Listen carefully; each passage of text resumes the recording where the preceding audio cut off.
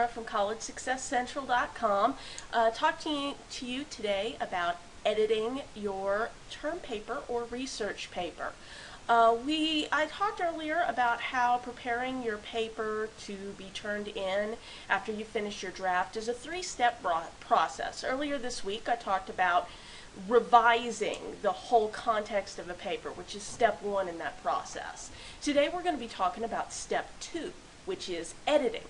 Editing is essentially where you take a look at a paragraph on its own, and you want to take a look at how that paragraph flows. You want to look at the organization of the sentences, whether you've got a topic sentence, supporting sentences, and a conclusion, and you basically want to make sure that each paragraph gets the point across that it needs to be that piece within the bigger puzzle that's your paper.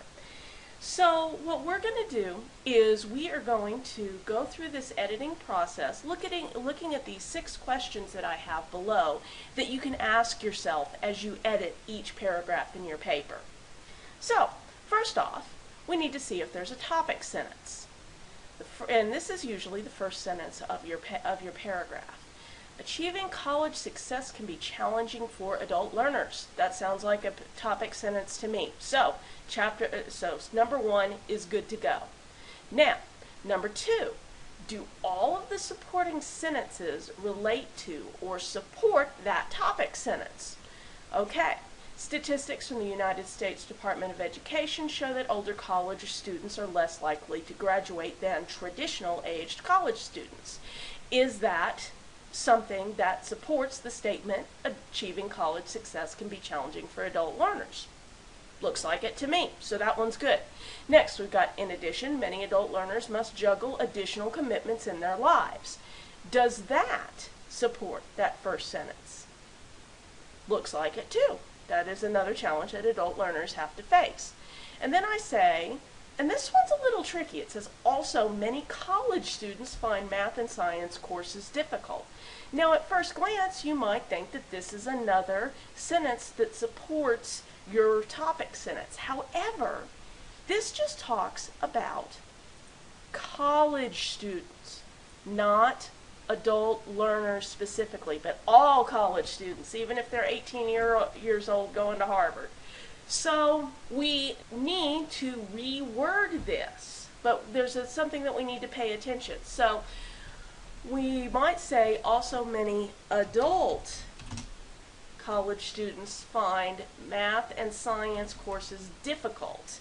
And that would support our topic sentence, but there might be another problem with that. So I'm going to put a little asterisk, and we're going to get back to that one at a later point. So, and then the last sentence. Finally, adult learners' life experiences give them the strength they need to succeed. I think that's true, and there's actually a lot of stuff out there that says it's true, but that doesn't really support the fact, the topic sentence that we started with, that achieving college success can be difficult for adult learners. However, I don't necessarily want to get rid of this. In fact, I think that this might actually be a good topic sentence for the next paragraph. So I'm just going to hit enter and hit tab, and then maybe delete out that finally, and boom, I have saved that because it can be a topic sentence to a new paragraph I could write that would follow on. Now, the next question, point 3, does the final sentence of the paragraph sum up the evidence and transition the reader to the next point you plan to discuss? Well, let's see here. We've got the topic sentence, we've got 1 supporting sentence, we've got 2 supporting sentences, we've got a 3rd supporting sentence, but we don't really have a sentence that sums it up. So I might want to add something like, for these reasons, college success can be hard for adult learners to attain. Not the fanciest sentence in the world, but it gets the point across. So, we now have a topic sentence. We do have a supporting sentence that relates to and supports the topic sentence. That final sentence we've added, it sums up the evidence, but does it transition the reader to the next point we plan to discuss? College success can be hard for adult learners to attain. Adult learners' life experiences give them the strength they need to succeed. If we put in a however,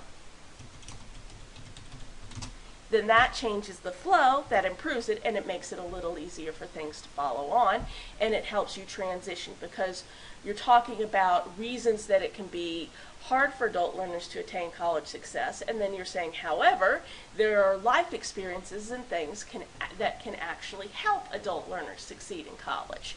And then you would go on to talk about that in the next paragraph. Question 4, let's move on to that now that we've looked at the structure of our paragraph. Does every fact we cite in here have a source? Well, this first supporting sentence says Department of Education 2010, and I've put the parenthetical citation in here in a manner that's appropriate for my citation style, and I've scrolled down to the bottom of the page to make sure the URL to this website or the title and information about the book or journal article that I want is in my list at the bottom of my page. So I've made sure that all of that stuff is there. So we've got a citation for that. In addition, many adult learners must juggle additional commitments in their lives, such as jobs, children, and other outside pressures. This is one of those things that's kind of common knowledge, so depending on your professor, you might or you might not need to have a citation.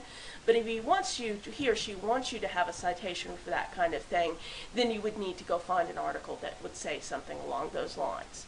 Also, many adult college students find math and science courses difficult. Now, remember, we had to change that so it would support our sentence, but we don't know if that's actually true. So what I like to do is I like to put cite and a big question mark after a sentence where I'm not sure, where I wrote it, but I'm looking back and I'm not sure if I've got a source that finds that. So what you can do after you've done editing a paragraph or maybe a set of paragraphs, you can go back to your sources that you pulled when you were doing your research and you can look for something that might support this. And if you can't find anything, you can either dig deeper or you can just delete this bit of evidence out and try to find something else that'll support your point. So, does every fact have a source? Fifth, now we get into kind of the issues of style. We want to make sure that this paragraph is easy to follow and that it makes sense. So, this is the point where you might want to read it to yourself or even have a friend or your partner or somebody like that read this and see if it makes sense to them, if they can follow the logic. And finally, is the paragraph interesting? Does it read well? Do you use good language and style? These are things that vary from person to person, but you want to make sure that the way you write this, you make these facts as interesting as possible to your reader and so you're not putting them to sleep. And you can tackle every paragraph in the paper in this way. We've talked a little bit about parenthetical citations. You want to make sure you have one there for each fact. And again, you want to make sure that all of your sources are listed down at the bottom in your paper in your list. You don't need to worry about getting the format perfect right now. You just want to make sure everything is there. When we get to the point of proofreading, when we are looking for typos and spelling errors and punctuation issues and things like that, that's when we will go through and make sure every citation is formatted correctly and that every reference in your reference list is put together in the way that your style manual wants to see. So those are the things that we'll tackle. Now at the same time, if you happen to be just skimming through, editing a paragraph, and you see a typo, there's no law against you going ahead and fixing that if you happen to see things, and that'll make proofreading quicker. However, that's not the point of editing. If you find it, it's a bonus, but the point in editing is to look at what each paragraph says, the topic sentence, the supporting sentences, and your concluding sentence that sums everything up, and make sure that all of it flows together it should, that it has sources, that it's easy to follow, and that it's interesting and keeps the reader engaged in what you have to say.